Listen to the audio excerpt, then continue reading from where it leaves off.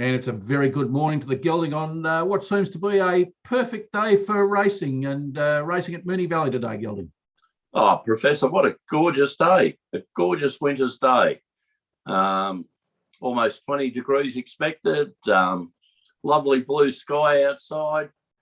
Not a breath of wind here in Caulfield South, and we can't really go anywhere. So, no. We've been sunk by New South Wales. Yes, the cockroaches have got us again, Professor. Regrettably. Yes. And not much hope in store, is there, coming out of New South Wales? I don't think they're selling too much hope, Gelding. No. Anyway, Professor. All right, so 9 races on the card today with the feature race, the 8th race, the Carline Stakes, which is a listed race. The tracks are good for the rail in the true position. So every chance for punters to be successful today, Gelding. Yes, Professor, back at the Valley, couple of weeks off, rail back in the true. looking for horses that go forward, Professor. So let's hope it's even for everyone and every horse gets their chance. But the Valley in the true position normally favours horses, that lead or are on pace. So I went looking for them today, Professor. And did you find them? Well, hopefully, Professor. As I text the tips last night, as I said, they may be short, but let's hope that they're nice and sweet. All right, give us your 2 best bets for today, Gelding. Well, Professor, spread over the meeting. I've got to like race 3, number 3, Corner Pocket, trained by Len Smith down at Warrnambool. Here we've got a horse that is now coming back, having had 8 starts for 6 wins, a second and a third, Professor. All the things that we like: high winning percentage, 1 on the track. First up, it's had 3 starts for a win, a second and a third. Look, up against some very, very good horses. This is the probably hardest race that it's faced, but look, Professor, I'm hoping Corner Shot can get us away nice and early. On it round about the 240 this morning. You might get a little bit more if you wait till just before the starts as the percentages increases. So looking in the old round about the 6-4, hopefully, Professor. Yeah, I think that's a good tip. Yeah, I think that's a good tip, Gelding, because it tips one of our other, or ticks one of our other boxes, and that it's one at the track. Yeah, very important at the Valley. Look at an 8-horse field, should be there about. Yeah, I like it, Professor. But look, it's racing, but let's hope that gives the parlays a nice little start. Well, Gelding, it's not often that we agree, but I would suggest that on 3 of the 4 tips today, we're in extreme agreements. Oh, definitely. Oh, well, I think all 4, Professor. Well, we'll go for the quadrella, Gelding. Yeah, look, I really do like our tips today, and I will say to the listeners, they may be short, but you're better off backing, as I keep on telling people, you're better backing off something short and winning than having a nice ticket with a horse with long odds. Exactly, Gelding. Okay, so what's your second money-making tip for the day? Well, the second tip, I think everyone in Melbourne and Australia has all of a sudden backed this horse, Professor. In the last race, race 9, number 11, De Graves.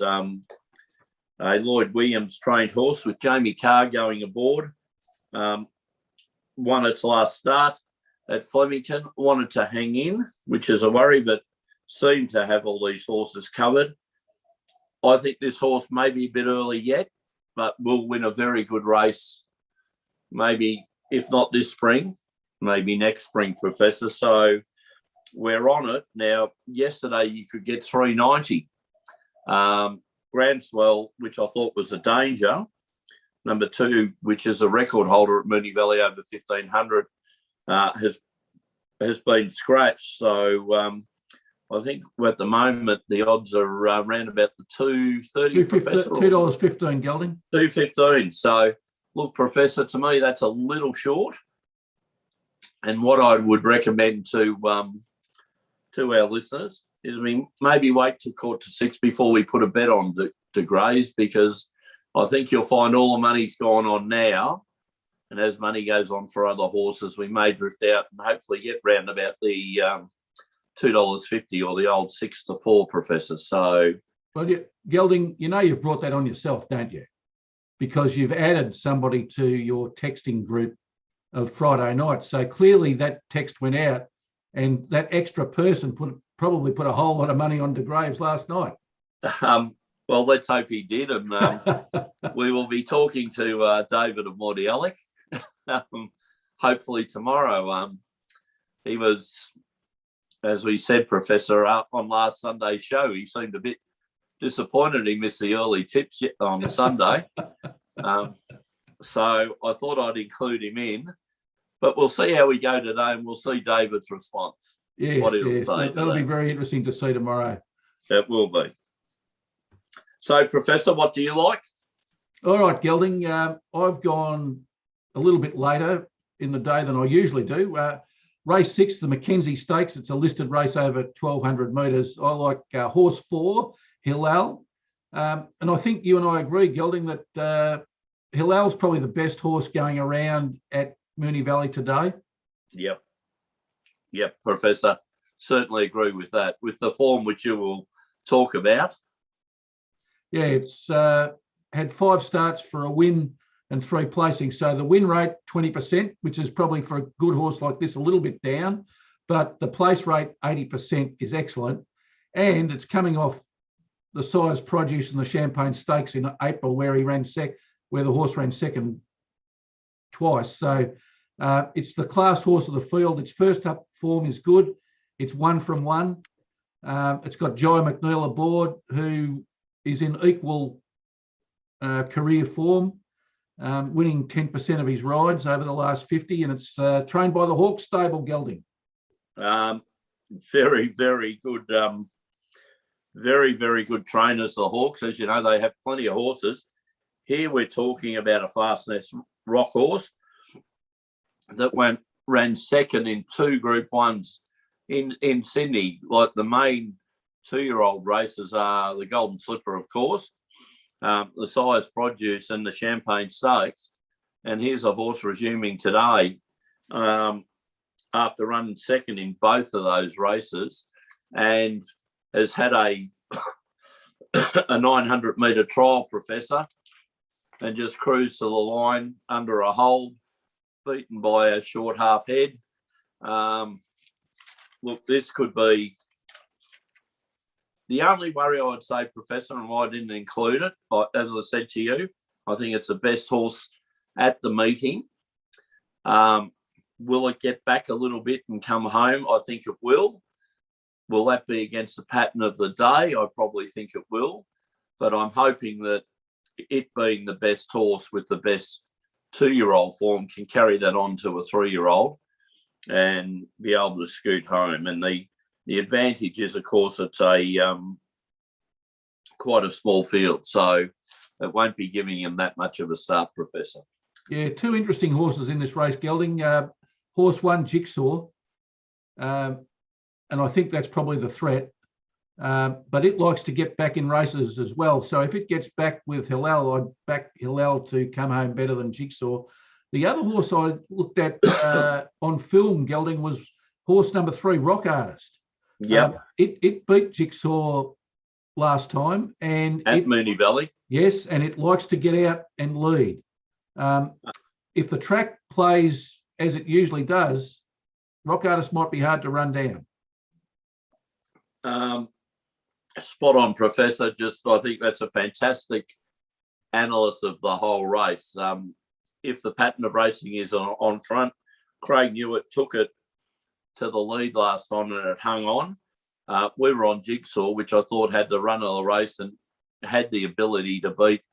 I was quite disappointed it didn't go past Rock Artist last time. So, a bit of the shine came off Jigsaw for me. Yeah. So look, Halal should win. Put it that way, Professor. Best horse should win. I think it's going to go to greater heights than these other horses, but that is the worry today, Professor. I would say that they may have greater aims further down the road this spring, being a Derby or a Caulfield Guineas with this horse rather than over a mile and further. But hopefully, if it's the best horse, can sometimes win these races, Professor. So that's why I certainly like that. Yeah.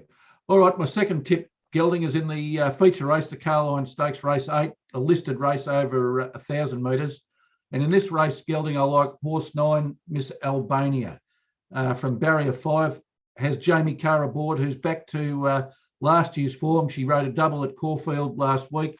Her last 50 is back up to 20%, so good value for punters there. What I like about Miss Albania is that it's one at the distance and it's one at the track. So it ticks plenty of boxes there. It's got a win rate of 57%, 4 wins from 7 starts, and the place rate is excellent, 100%. There you just answered all the questions, Professor. High winning rate, winner at the track, in form, won at Flemington. A very, very, very good tip, Professor, and I like it.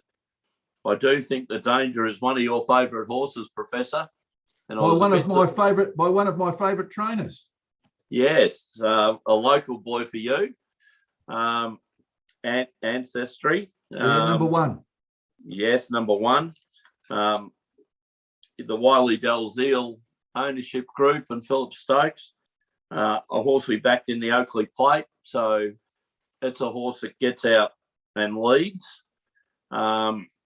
But I like Miss Albania because in this race, horses such as Grey Worm and Space Boy also like to lead, Professor. So hopefully those 3 horses are challenging up front early on, and Miss Albania can just get the sit behind the 3 of them and just pounce on them coming around the turn at the Valley. So certainly think both of your tips, Professor, are excellent tips.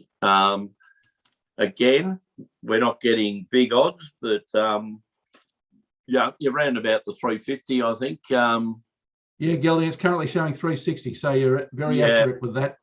Round about the 350, so that's going to be a good each way bet. You know, the place bet will probably be round about the $1.60, $1.70. So I think that's an excellent tip in the main race today, Professor. Thanks, Gelding. And of course, we've got to now look at the Professor's Parlay, which after last week, we can say the very successful Professor's Parlay. Well, we've finally got rid of the giraffe's curse, I think. We'll just have to park the giraffe over on the side, I think. Yes, Gelding, it's onward and upward now. And for the viewers who might have missed it, High Stranger into the Rabbitohs into Chelsea, paid 7-2, Gelding. Nothing wrong with those. Sensational, Professor. Well done. Give yourself a pat on the back. The very successful Professor's Parlay is back. All right, Gelding, let's try and repeat that today. So the agreed bet of the day for you and I, Gelding, is race 6, horse 4, Hilal, which currently is showing $2.50 on the tote. Beautiful. And let's parlay that into Newcastle to beat Canterbury, my Canterbury Bulldogs. You know the form better than anyone else on the Bulldogs, Professor. So well, yeah, the form line's excellent.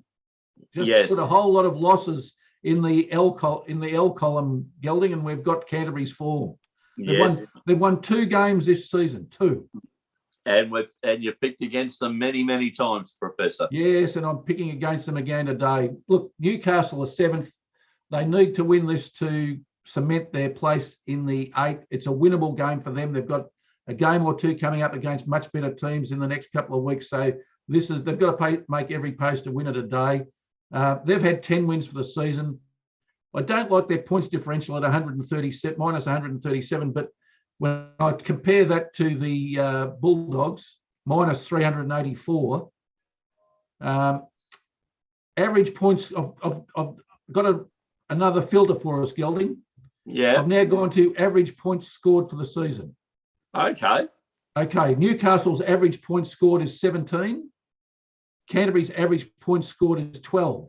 So if they keep to the averages, then it's a Newcastle win, even if we discredit or discount everything else. I like it, Professor, but does there have to be a body of games before you can kick in on the season's average? I think there does. Yeah. Now, what would that be? 5 games? It'd be like looking forward for punting, as you've always got to do. Yes. Look forward through the windscreen, never check the back, whatever's happened in the past. You move on from that. So for next season, do we wait for a body of games of 5 before we start bringing this factor in, or do we wait? Oh, yes, Gelding. I can speak, I think, and talk about the Sydney Colt. Had some extremely good fortune in the way he looks at things. He says it usually takes 5 to 6 rounds at least for the teams to sort themselves out. And he said if you are punting at that stage, the method he uses, he was exceptionally successful because you can throw things like points differential and average points out for that first 5 or 6 rounds. Yeah, there it is, Professor. As you say, Gelding, there's got to be a body of work. Yeah, another good, just a guideline for our listeners, just to kind of follow. Yeah, exactly. No, these aren't hard and fast rules and things like that. They're just guidelines that over the course of time you develop and you see, and surprisingly, these things throw up type of winners. So, that you can look for. So that's good, Professor. All right, Gelding, and we'll parlay that into the Sydney Roosters, who've been very good to us when we've selected them to beat the St George Illawarra Dragons, and as stealing some of Daligan's thunder, who haven't been any good since barbecue at Vorney's. Very good, Professor. Haven't won a match since then, Gelding. Dear. That's excellent, Professor. And I'll tell you what, that'd be juicy odds, that parlay. What could we get for that? We can get 4 to 1, Gelding. 4 to 1. Oh, well, that's not to be sneezed at, Professor. Better than last week, 7 to 2. Nothing wrong with 7 to 2, Professor. The Sydney Roosters, Gelding, they're 5th at the moment, but if they win today, they're back up to 4th. Okay, who do they take? The double chance. So they've got to take these advantages when they can, and St George, very beatable. They were in the top 8 several weeks ago before barbecue at Vorney's. Haven't won a game since, and they now sit 11th. And I think they're that was the end of them, Professor. And have they found everyone from that barbecue yet, or are there still people hiding in the cupboards and the under the beds and in the wardrobes? And I don't think how can 10 players be taking their one dog for a walk past the place? Yes, it beggars belief, doesn't it, Gelding? But I tell you what, they haven't found Matt Duffy. Daligan's saying, don't be a nufty, back Matt Duffy. I don't think Matt Duffy's played since barbecue at Vorney's, and he's going to Canterbury Bulldogs next season. So I don't know whether that's a good thing or a bad thing at this stage. He might be lost in the back shed out there, Professor. Or in the roof, or I don't know. He could well be, Gelding. All right, well, Gelding, tomorrow. Can I say one thing before we go on, Professor? Of course, Gelding, of course. Just for our listeners, one of my all-time favourite horses, which we've all been on, is resuming today. Very elegant.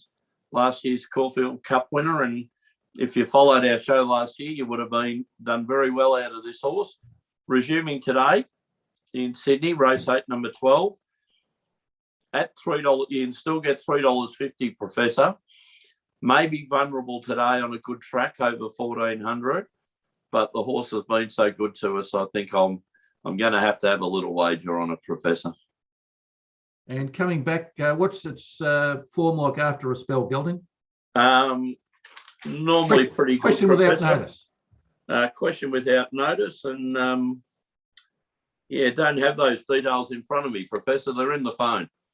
So it won this race first up last year by a short half head, but on a wet track. So, very elegant, I think, is best over a wet track, but has good form on good tracks as well. So let's hope, Professor. Anyway, it's been a good horse to me, so even if it loses, I won't be losing faith in the horse, and I'll still be in front on punting on it. All right, Gelding. Well, like we always do on this show, we give punters or try to answer all the questions. I've just had a quick look. First up, 6 starts for a win, 2 seconds and a third. So 4 out of 6, it's in the money. Yeah, look, as I said, you got a 66% strike rate to at least get some money back, Gelding. Yeah, and look, some of those first up starts as 2 and 3 year olds. This horse wasn't the furnished product it is now. As I said, last time this year, this race it resumed in, Chris Waller has the program set up, probably leading to the Melbourne Cup and the Cox Plate. But, it won the race last year, Professor, so lightning can strike twice. So, and it ran about the 350. Again, it's very much like Miss Albania, 350, $1.70. A good each way bet. If it runs a place, it's not a big loss. But if it wins, more money in the kitty for the punters. Yeah, Gelding currently showing 370 on the tote, so that's a pretty good return for your dollar spent. Yeah, exactly, Professor. So, look, it's up to the listeners if they want to go that way, but nothing wrong with following very good horses, Professor. No, there's not, Gelding. And tomorrow, another lockdown edition of Sports Fan Radio. Oh, looking forward to it, Professor. Always a bit of fun on a Sunday afternoon. Well, the thing is, we and the viewers have got nothing else to do if we're abiding by the rules. Yes, if we abide by the rules, we'll be sitting here in our bunkers, Professor, and we'll see how we go. Well, it'll give people some enjoyment for at least an hour tomorrow, won't it? Well, be interesting to see David from Morty Alec's face after the early tips. Looking forward to that. And the giraffe won't hold back, and the judge will tell us that we should go for omen bets rather than for form. But and what did you think of Mrs. Judge's that she bets on horses of a certain odds? Yes. I think there's a saying you can't eat odds, is there, Professor? Yeah, there is, Gelding. All right, well... I'd like to see the spreadsheet that it wins. I haven't seen any documentary evidence that it gets up. Perhaps we should cross-examine the judge a little bit more about that tomorrow. You reckon he might have been a bit liberal with the truth there? No, not liberal, but maybe just stretching it maybe a little bit. Stretching? All right, Gelding. Well, until next Saturday, it's good luck.